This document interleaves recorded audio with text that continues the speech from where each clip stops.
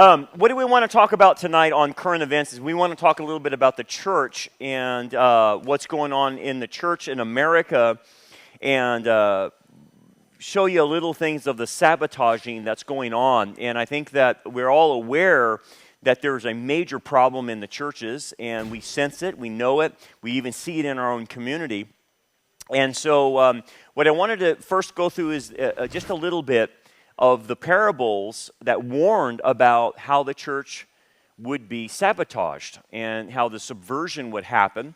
And obviously in Matthew 13, it's a very important section because it comes on the heels after Messiah has been rejected by the leaders of Israel, claiming that his powers are from the power of Beelzebub. And so Israel's formal rejection of the Messiah happens in Matthew chapter 12. So in Matthew 13, Jesus goes into the mystery kingdom parables. That's what we're in now. We're in the mystery kingdom. It's an invisible kingdom, and the church is within that mystery kingdom. And there's parables in there in the chapter 13 that explain all the activities that will go on during the mystery kingdom. The mystery kingdom will extend into the tribulation all the way to the second coming, and then after the second coming, the 75-day interval, Christ will install the 1,000-year rule on David's throne. Okay, that being the case, Messiah warns what will happen to the church. And the first thing he talks about is the parable in the wheat and the tares. You guys are familiar with this passage. And basically the idea is it's the warning because the enemy is sowing counterfeit wheat. And like we've talked about before, when the wheat and tares grow up together, they look the same. So at springtime and harvest, they look the same. But when harvest comes, they turn a different color. And in harvest, the wheat turns this golden color, and the head of the wheat will actually bow. Okay? But the darnel will turn this ugly, grayish, greenish color and will stick straight up, as like indicating pride versus humility of the wheat bowing in its golden color. So what Messiah was saying is that the separation of the harvest will happen at the end of the age. And we're in the end of the age, and the separation is starting to happen. We're starting to see, hey, there's some tares among the wheat. In fact, there's quite a few tares, more than I thought. And like I've talked to many people about this, I said, we're starting to know that everybody's name in the remnant because it's so small compared to what we're starting to see. Well, the thing is, we're getting more and more of the darnels because of infiltration. An enemy is sowing the seeds in the church, and we're having enemy infiltration. So that's one of the things to understand about sabotage. Then you have the parable of the mustard seed tree, okay? And that this little seed grew into a mustard tree and grew very large, representing Christendom, how large Christendom will become. And at that point, then, it says once it's become large, birds will come in and nest in its branches. And the idea of the birds has already been explained in one parable with the parable of the soils, where the birds come and pick up the seed off the ground. And Jesus interprets the birds as Satan or demonic forces taking the seed away. So if you use what Messiah says, the birds in the parable of the mustard seed tree, it is agents of the enemy will then infiltrate. So you have the seeds of the enemy in the congregation, and then you have the agents of the enemy will infiltrate. We're talking about pastors, we're talking about seminary professors, we're talking about people at the heads of the institutions, right? And then you have the parable of the woman who introduces leaven into 3 loaves as another subversion. And basically, leaven, obviously, represents sin. There's 3 meals, and this woman introduces leaven into all 3 meals. Now, how that's typically interpreted is the woman represents the harlot, the whore of Babylon, okay? The harlot in Zechariah chapter 5. And she is introducing leaven, sin, into the 3 loaves. Now, in trying to interpret the three loaves, what theologians have come down on is that obviously this represents Christendom, but the three branches of Christendom that we see today. Early on, Christendom split in two between East and West, right?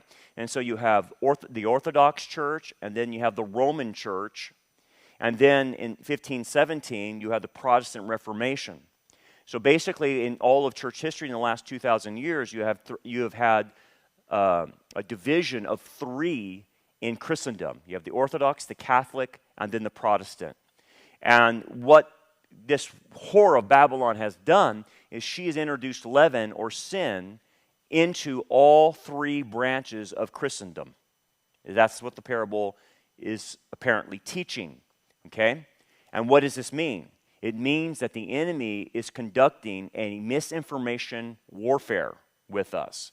He's not only putting people in the pews that are tares, he's putting his agents in the pulpits and in the seminaries, and he's also doing a misinformation campaign in the church, okay? So based on that, we know that we have enemy infiltration, and we do, and we have it more than ever today.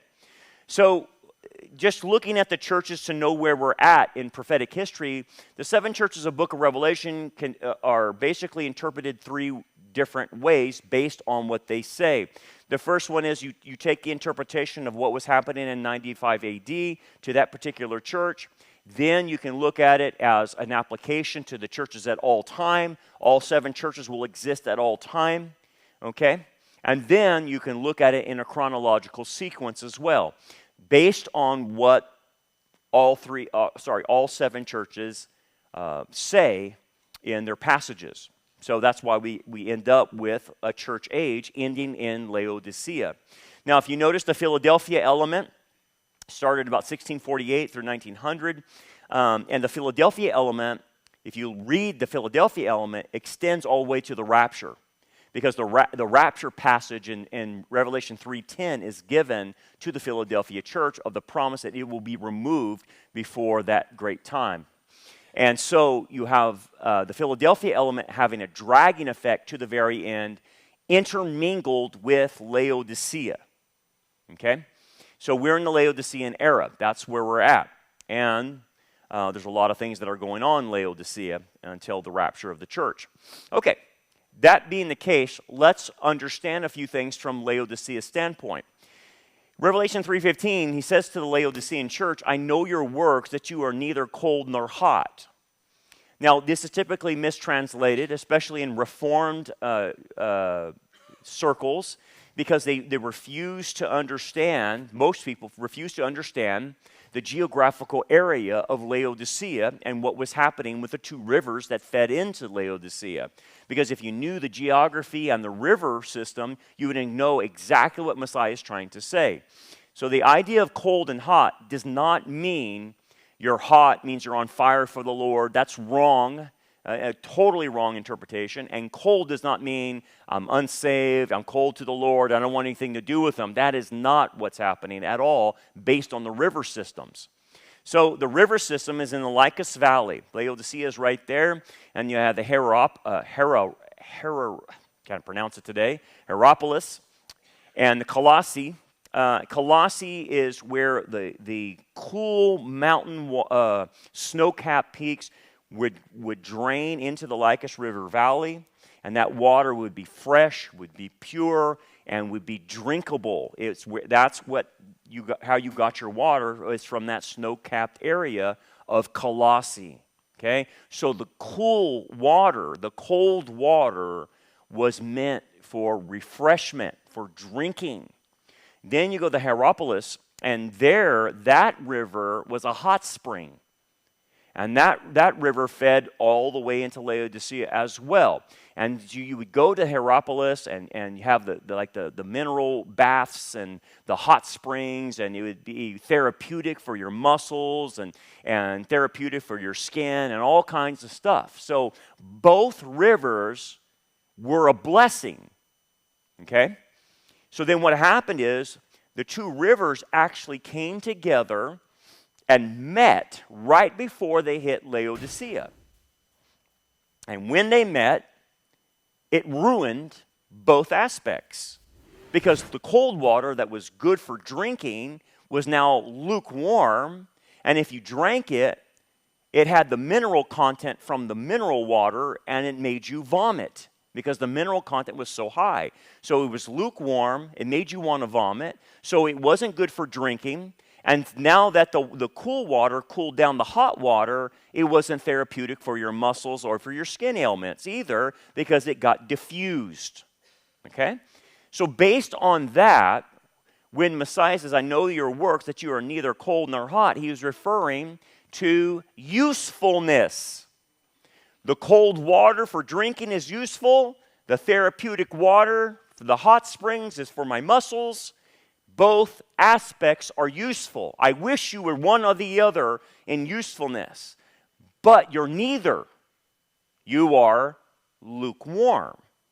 I could wish you were cold or hot, because I could use you in one of the aspects, right? So then, because you are lukewarm and neither cold nor hot, I will vomit you out of my mouth just like you would do if you drank the water from the two rivers coming together. It would be a natural thing that you would vomit it out because it was undrinkable. So what's the point? The point is Laodicea is useless. That's the word. They're non-operative. Some of them are believers, some of them are not. So Laodicea is a mixture, okay? There's believers there, but the believers are useless, and then there's tares among the wheat in Laodicea. And you have both aspects of apostasy happening with unbelievers and believers alike. Can believers apostatize? Of course they can. That's why all the warnings are there, especially in the writer of Hebrews. There's 5 warnings for it. Okay, that being the case, the Laodicean church is a dangerous church. This is where the enemy infiltrates, okay? It's through Laodicea, because Laodicea is checked out. This is how they're checked out. Because you say, I am rich, have become wealthy, and have need of nothing, and do not know that you are wretched, miserable, poor, blind, and naked. Those are all spiritual deficiencies in their discipleship, okay? But what is it? What's their problem? Because you say, I am rich. The issue with Laodicea in 95 AD is that they were a rich church. Okay? So their people either grew the black wool, and that was very expensive that they sold, or they sold an eye salve that helped people to see, and they made money off of that. So it was a huge industry with the black wool and the eye salve, and so it was a very wealthy church. The problem is, what did the wealth do? I have need of nothing. It made them wretched, miserable, poor, blind, and naked. So it put them in a spiritual stupor that they could not evaluate their own spiritual condition. They thought they were blessed because of the wealth they had, and Messiah interprets them as, you're horrible, you're useless. Naked means I can't reward you. Blind, spiritual blindness can happen to a believer. You're poor. You're not laying up treasure in heaven. You're a disaster. And then he says, as many as I love, I rebuke and chasten. So there it is. He's talking to believers. I rebuke those I love. I'm chastening those I love. I chasten my own children is the idea. So this is Laodicea. Okay. So they're out of reality, and they're compromised with the world systems because of affluence. Affluence is the main problem with Laodicea. Okay, so let's talk about this, because I want to go into real-world events. The whore of Babylon right now in America is displacing Christianity from society and seeks basically to control all the institutions, including the church. That's what's going on in America. It's going basically on in all of Western society. Okay, it's in Europe, it's in Australia, Canada, South Africa, all of them. We don't see the whore's activities too much in third world, too much, but she's there, but not how she is here. Very demonic, a lot of demonic activity. But the subversion is happening because of her activities.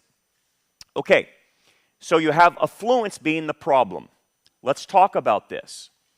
So according to Judge Saul, and I'm going to play a video from him. It's about a 15-minute video, okay? And it's important for you to listen to this. Over the past 10 years, we have seen money pouring into seminaries, parachurch organizations, and conservative and safe denominations that are promoting social justice programs. Faith-based initiatives were used by the government that have now been radicalized. Now, you go all the way to George Bush about this. He started the faith-based initiatives. Under Obama, those faith-based initiatives became radicalized, okay? And they started promoting social justice through the churches via money, okay? And most of it was from the refugee settlement money, okay? For example, you'll see Judd talk about this on the interview. I'm just going to play in just a bit about World Relief. They used to be a good organization. They're not. 70% of their budget goes to is coming from the federal government for resettlement money, okay? But when you take government money to resettle people coming through our border, you can't proselytize them. You can't evangelize them. And also, they're telling them that Trump, to be anti-Trump and anti-conservative. Now, why would they do that, I wonder? The foundations are sending a big grant money into the seminaries to start social justice programs. Evangelical elites decided they would survive by going woke, by getting all this money. Here's some of these seminaries that receive the money. United Theological Seminary of the Twin Cities receives a $1 million grant from Lilly Endowment established to establish a leadership center for social justice. This is what we're talking about, okay? So this is about a 15-minute interview, but I want you to listen to it, how important this is of what's going on in the church in America, okay? Let's listen to that. And you may have heard some of these rumors that socialism is infiltrating the churches across the United States. It sound like far-out claims, but we have with us today an expert on this, Judd Saul, and he's the director of an upcoming documentary called Enemies Within the Church.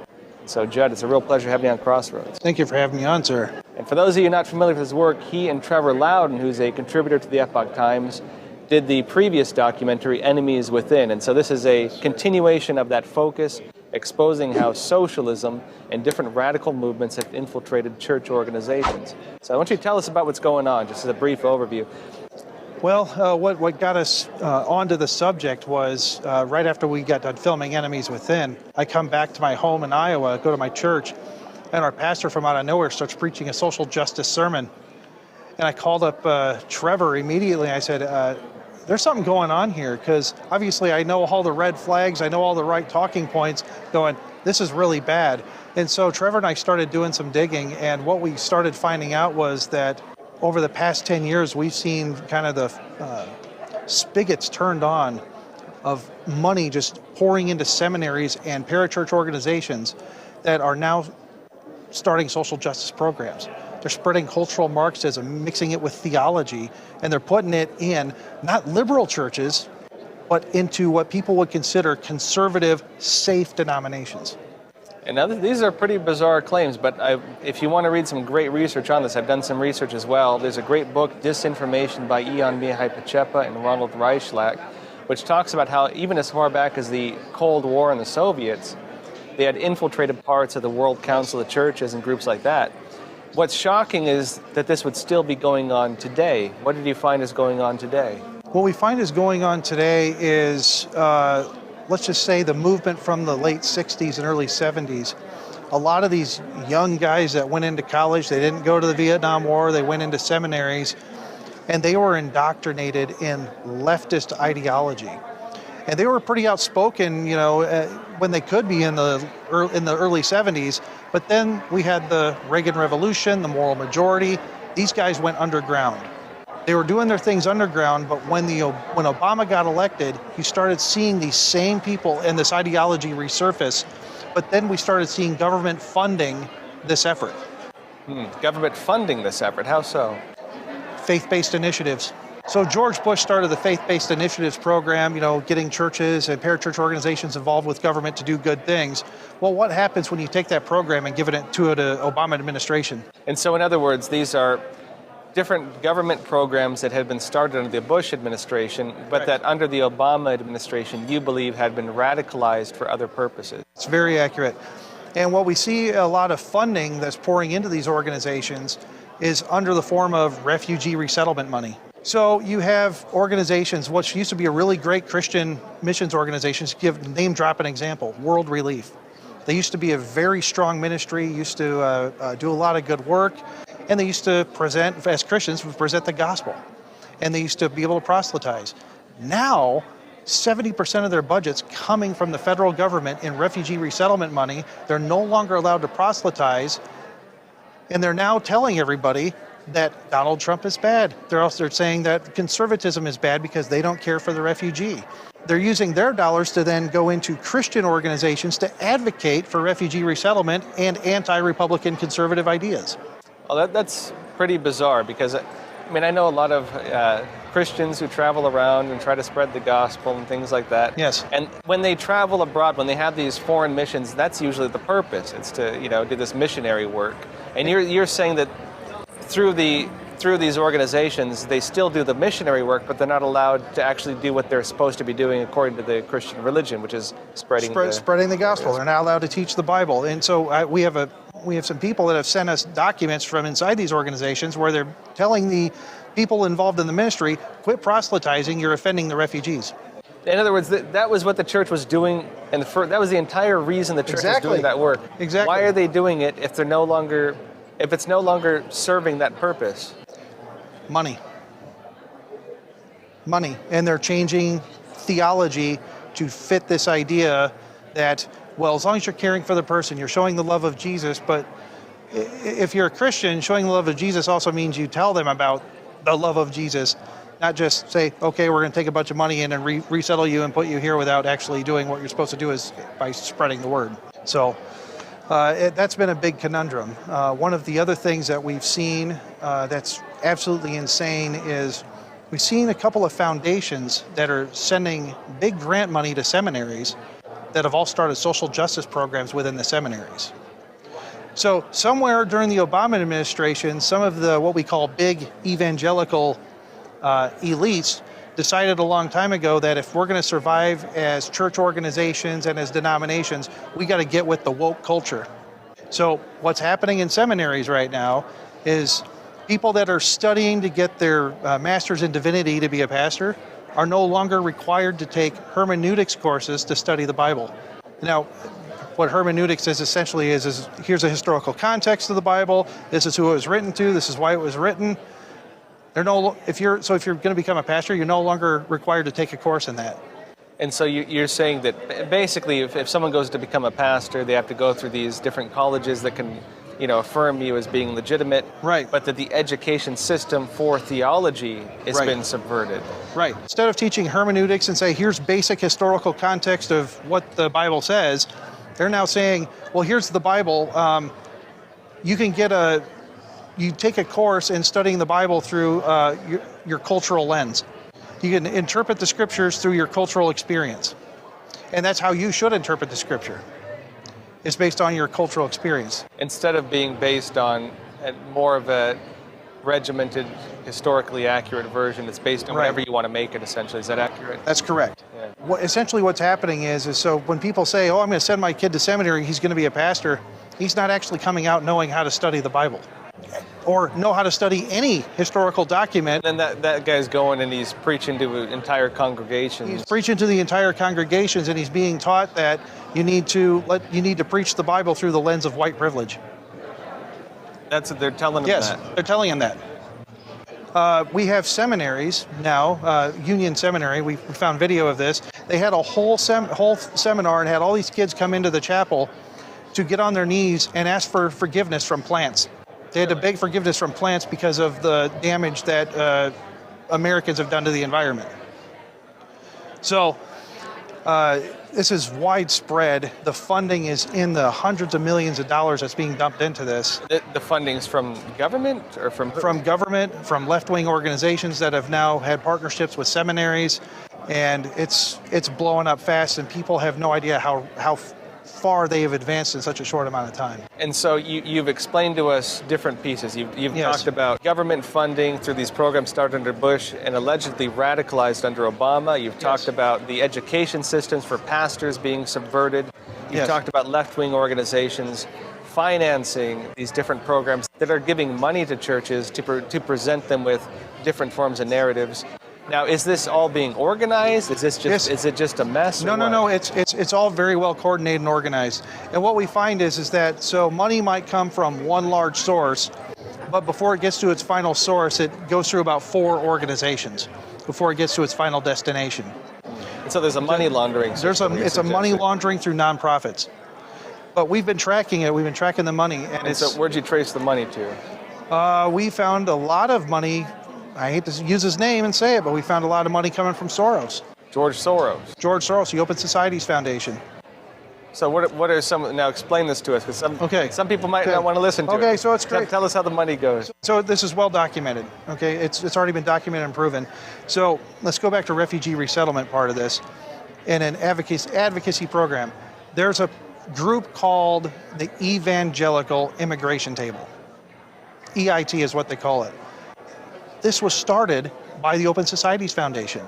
Soros's foundation. Soros's foundation. They got money direct from Soros to create this organization. And that's the organization telling these Christian missionaries going abroad that they can do their missionary work to help with refugees, but they're not allowed to preach the Christian religion. That's what it ends up being. But what this did was it got a bunch of conservative evangelicals on board with this organization that then became a political advocacy for refugee resettlement.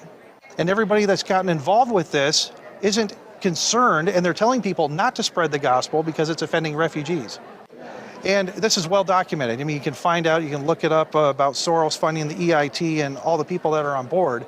So this is where the Southern Baptists are really big into this and involved, and we're seeing a major shift within the Southern Baptist Convention. Russell Moore and the Ethics and Religious Liberty Commission has a big part of the EIT. And through that program and the ERLC, they have been orchestrating left-wing activities within the Southern Baptist Convention and doing a political takeover from within. What do you think the motivation for them doing this would be? If you're saying it appears you've showed funding, you've showed movements, you showed all this, what is the motivation? I'll just go this way. It's how communism works, right? You have opportunists. They go along the way. They see an opportunity to advance their careers. They get money. You have the change agents, which I am beyond a shadow of a doubt. Russell Moore from the ERLC is a change agent. He was a Democrat aide before he got into ministry. He's been a lifelong Democrat. We've read his writings about who he is, and he's always wanted to take Christianity and move it to the left. We're watching guys like that, but we also see opportunists in the way that say, oh, I can advance my career if I get into this movement. And then you just have useful idiots and ideologues that would rather go with the flow than stand up for what's right. Well, and this is interesting from my analysis. Now, of course, we can't, I'm taking your word for it. Yes. I mean, I've done research on this as well, and it lines up with it. Looking into, of course, history of subversion, talking about Soviet operations very similar to this.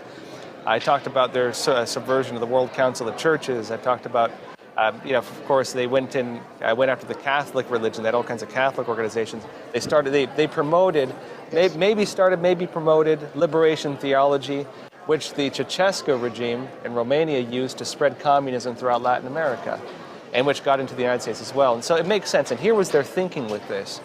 Their thinking was that you could not spread communism in the United States during the Soviet Union time, during the Cold War.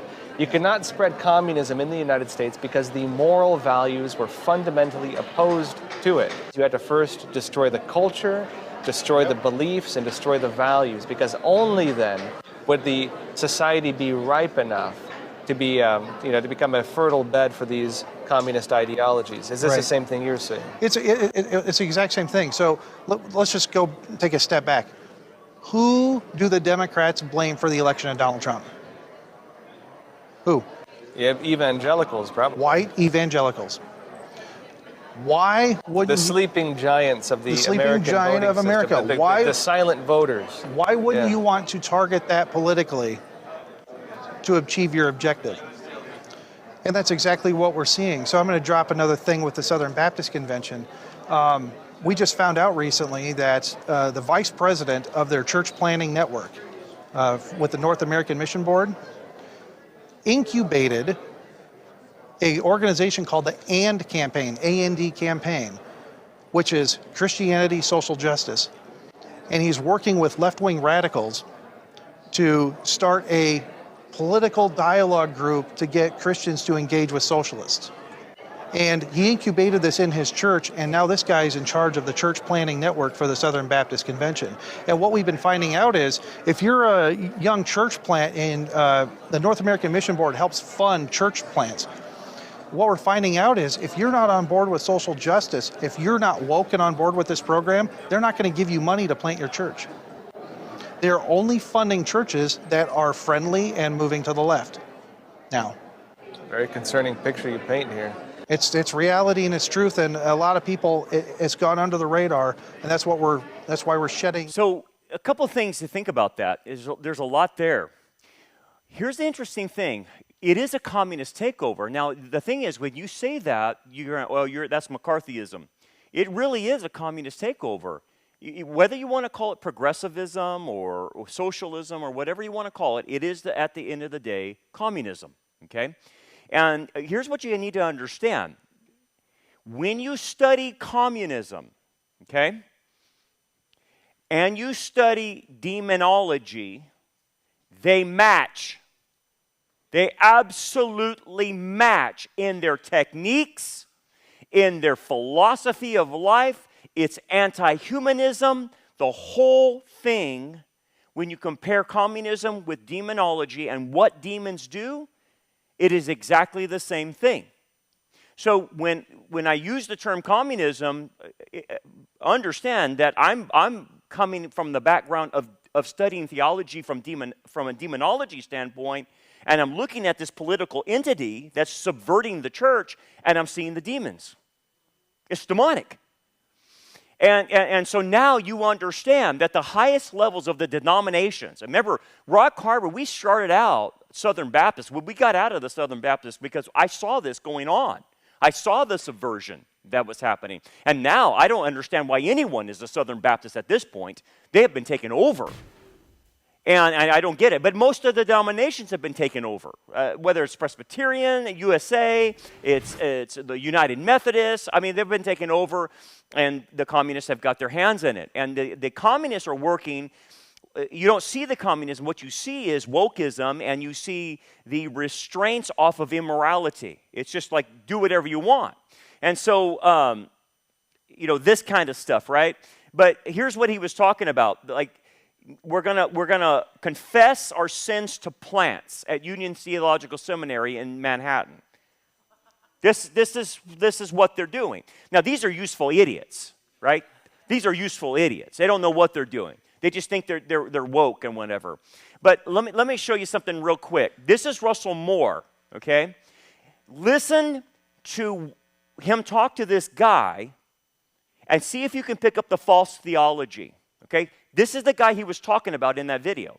Now, one thing that you talk about that might be controversial for some people, because there are a lot of people who will look at, a lot of Christians who are very nervous about things like yoga or what one person called mindfulness, which is kind of an appropriation of Buddhism. Here, those sorts of things. They're nervous about those things. And you talk about breathing exercises, and there are some Christians that might say, wait, are we supposed to do that? Is that some sort of a new agey religious thing that I'm doing? They might find that nerve-wracking. What would you say to them? Well, I invite them to read the book because this is where I exegete the origins, I think, of the Christ-centered practice of mindful breath. And it gets to Jesus's bequeathing of his very presence to his disciples after his resurrection, which is described as he breathed on them. Okay, let's just... Are you out of your mind? Okay? So, okay, but again, Russell Moore, communist change agent, right there, introducing some wackadoo guy that's trying to bring in Eastern mysticism breathing techniques, right, to put people in an altered state of consciousness, and trying to justify it by Jesus metaphorically or symbolically breathing on the disciples in anticipation of the reception of the Holy Spirit's power in Acts chapter 1. So we're going to make that passage means that you can practice Hindu breathing or a Buddhist breathing. Okay. Now, the guy it would be on your right, is the useful idiot, okay? Russell Moore is the change agent communist. But what is Russell Moore introducing? False communism and false theology, right? That's what a change agent does. So he's having this guy. Russell Moore knows good and well that that's not what that passage means. But again, what do change agents do? They bring in false doctrine to corrupt the church. You're looking at the bird in the mustard parable, mustard tree parable. That's the change agents Jesus warned about that would be in the church. That's what we're talking about. Here are more change agents in the church. Here's a pastrix, which is an oxymoron to begin with. It's like saying flaming snow, okay? But wearing a Planned Parenthood stole. You see that honor? That's a change agent. That's a communist change agent. Because you know good and well Christianity doesn't stand for abortion. But see, again, they have to break it down. How about this? Transvestite tops iTunes. Christian music charts, rivaling elevation music, Lauren Daigle. They're all apostates in their own sense. But how does that happen? Okay? How is it that the average Christian listens to this, knowing a transvestite is singing this, and is okay with that, and making it number one? Because you have tares among the wheat. Okay? Brooklyn pastor chides Christians for believing that God is not with the LGBT movement. And again, this guy could be a change agent or a useful idiot. We don't know. But again, communism is meant to break down Christian values, right? So now it's saying that God's not with the LGBT movement. Landmark survey, most Church of England priests support premarital sex and gay marriage. Now, we know that's all going on in America, but again, my point is to show that the West is involved in this. They're doing this to the entire West, okay? But here's the interesting thing about Laodicea. This is the whole thing about Marxism and communism and its takeover. It denies suffering and sacrifice and promotes pleasure seeking, okay? That's the idea of Laodicea. And so in their sermons, from the pulpit, you will not hear about anything that would convict anybody that you need to sacrifice or that you need to suffer for Christ, that you need a fellowship in the sufferings with Christ. You're not going to hear that from the pulpits. So there's a commonality among communist churches that have been subverted. It's hedonistic, not like go and go to Pleasure Island, and have a good time. It's the fact that you live the way you want to live. You live for pleasure. You live for no suffering in your life is the kind of the idea. So again, you have these people commanding the tree to be healed and stuff like that as an example. That, okay, there's no suffering whatsoever, so they command healing and money and goofy things like that. But then one of the things you'll see in a subverted church is they're silent. And they comply. They comply with the government agencies that tell them to violate Scripture. And then they won't say anything. Now again, in any communist regime, when the communists took over, whether you study the Bolshevik revolution or wherever, they will always go after the churches and get compliance from the churches and get their silence. That the churches don't speak out against what's happening. Do you hear too many? How many churches do you hear speaking about a subversion in the American church? Right? And if you go against them, this is what happens. They jail you. Look at this guy. All charges withdrawn against pastor who spent 18 days in jail for opening a church during COVID. This is what they do to you. They silence you and they force compliance out of you. One of the things you'll see in churches is the concept of the hypocrite in the pastor or of the church itself. And what do I mean by that? The hypocrite goes along with the program even though they know it's wrong. Okay? I'm not talking about the people that are full-blown woke and they believe in that. I'm talking the ones that pretend to be woke, and they know wokeism is wrong. They know affirming LGBT is wrong. They know affirming transgender. They know abortion is wrong. And yet they still go with it. Why do they do that? Because Christ calls them hypocrites. They're hypocrites. They know it's wrong. Now, if you study the history of the church in any type of communist situation, you will always have the hypocritical element in the church that wants to continue to function as long as it keeps its money and ministry going. And this is how they salvage it. They say, well, I'm going to go along with it so I can keep doing ministry. That's the rationale. I'm not going to buck this system so we can keep doing ministry. Now, you ask yourself this question. How effective can that ministry be if it remains silent, complies with the government of communism? How effective will that ministry be, even though they continue to exist? What do you think? It's nothing. The minute they compromise, the minute they become hypocritical, their spiritual effectiveness is gone. They lose their witness. They lose any power they had from the Holy Spirit to do anything when you go into the camp of hypocrisy.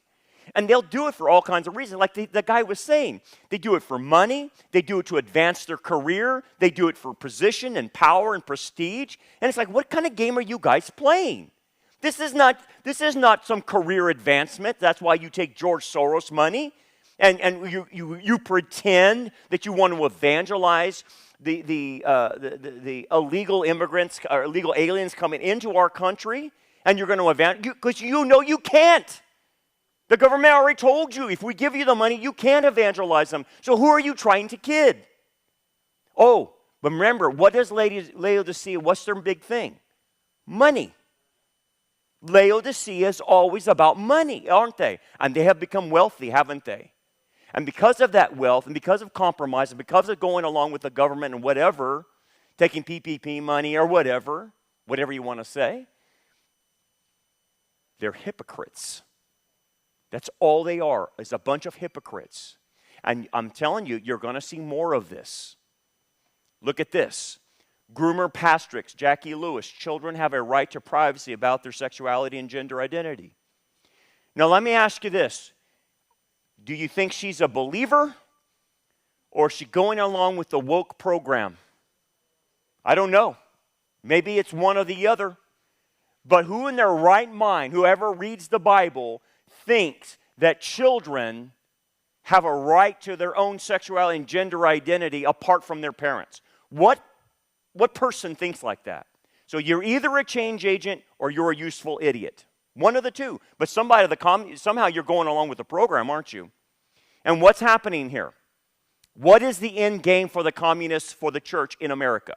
The end game is for the churches to be co-opted by the government, to be governmentally controlled. The government will control the narrative coming out of the churches like it does in every communist regime. If you go to China, guys, there are churches that are public and that you can go to, but the pastor and the sermons are completely from the Communist Party. And they're allowed to exist as long as they follow the party line. So the real Christians have to go underground and protect themselves. But this is what's happening. Statism. Look at this. The rise of statism in the evangelical church. Many pastors and churches are in support of government regulations over religious freedom, encouraging Christians to ignore their consciences and blindly obey state mandates, even when they conflict with their religious beliefs and values, represents a fundamental departure from the church's traditional stance on religious freedom and conscience. That's what's going on. So, statism is a danger. We saw the advent of statism in the Pergamum church. Okay, it started happening, and then obviously by the time of Constantine had wed the church with the state, and then you had the Holy Roman Empire, obviously, and that was a disaster, by the way. The church was never meant to be attached to the state, ever. So then Catholicism married, it continued on in church history, and it married the church with the state. And then the Reformation happened, and the Calvin and Luther and Zwingli and all of them didn't go any further other than justification by faith, and they continued to support statism. So Luther was married to the state in Germany. Okay, the reformers were married to the state. They had married the church with the state, and that continued to be the problem. That's what created Sardis, a dead church. It was a state church. So basically this, if you were baptized, that made you a citizen of the state. That's how infused it was with statism. So today, I was talking a couple of weeks ago to several pastors in England and walking them through some things about the church and stuff like that. And I was astonished, absolutely astonished by what they told me in England. And these are churches that are free. They're not Anglican. They're not, Catholic and not state-run per se. But in England, they were telling me there is a lot of state influence even in the free churches. So for instance, they were telling me some weird thing like this, that the area they're in, all the denominations are kind of together, and they have to follow this one Catholic guy because he's like the head of the area. And I said, it'd be a cold day in hell if I follow a Catholic priest. I can tell you that as a Protestant. I'm not going to follow that guy. But they have to, and in some ways, in order to have a reputation with the state. And they have to all get along. I mean, they can't, there's a lot of problems with that, right? And then in some other instances, they have to do what the state does because the people in the congregation, if they don't, will just get up and leave if they don't follow what the state tells them. If the state tells them to put a mask on, they put a mask on. If they tell them to social distance, they social distance. And they don't have much choice in that because the people in the congregation will just get up and leave if you don't follow the state. And I thought, oh my Lanta, that is brainwash. That the people in the pews would rebel against their own pastor if he doesn't comply with the state. I thought that was amazing. And that's even in free churches. And then they were telling me that to even be a church, you have to carry a certain amount of money in your bank account in order to be recognized as a legitimate church. That's statism. That's statism. No wonder the church is dying in Europe. No wonder. Because they're following what the state does. And I'm telling you what, this sabotaging of the church in America is happening.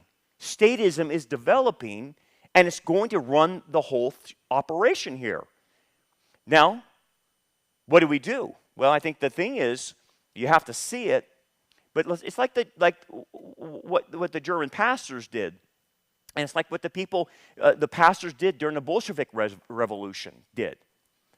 What they did is they came up with, I think it was in the Bolshevik Revolution, the pastors came up with an idea, and it was this: I see it, I discern it, and then I have some type of action.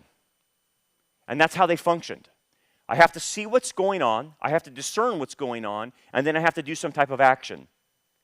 Notice that's how they functioned. And I was reading about that, and I thought, that is exactly what needs to happen, even today. Because most people can't see it. If they do see it, they lack the discernment to be able to interpret what they should do. They don't understand how it fits into the signs of the times, okay? A lot of people can't discern it. And so if you can get 1 and 2 done, then you can see that the action is called for, whatever that action might be. But most churches won't do the action. That's the problem.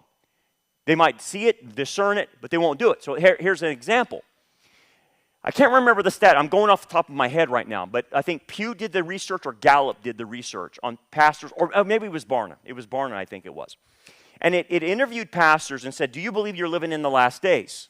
And it was like 75%, 80% said, yes, I believe we're living in the last days. And that, all the stuff that's prophesied is going to come in the future, yada, yada, yada. But it was like 20-something% or whatever, even less than that, I think, that even responded and saying, well, do you preach on it? Do you talk about it with the congregation?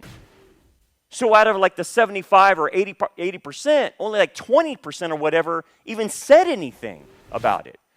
What was happening? If you believe you're in the end times and this is going down and you refuse to talk about it, what is that about? What's wrong with you? It's again coming back to hypocrisy. Remember I told you, hypocrites know what the right thing is to do, but they won't do it. They won't preach on it. They won't do the action plan for it. And that's what you're starting to see with the American church. And why are they so afraid not to speak out? Why are they so afraid of doing any action? Because they want to keep their money. Laodicea likes their money. Don't ever forget that. Philadelphia, if you read about Philadelphia, what does it say about Philadelphia? I know your works. You have little. What does he mean that the Philadelphia church has little? It means they have very few resources. They are not the mega churches. They don't have the $10 million budget. They don't have the $65 million jet that they fly.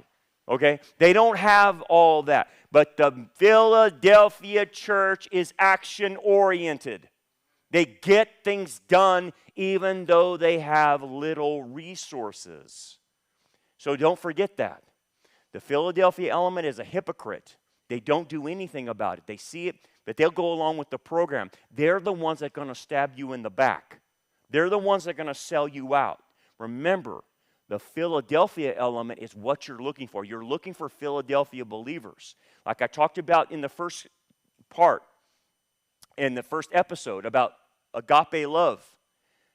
You want to make sure that those connections are with Philadelphia believers, not Laodiceans. I'm not saying they're not saved or anything. I'm just saying they're not the kind of people I can trust in a foxhole because they're selling us out to government money and George Soros. They're not the kind of people you can trust if they're going to be willing to sell us out for that, for their stupid positions and money. Anyway, we got to get running. Let's pray. I'll get you out of here.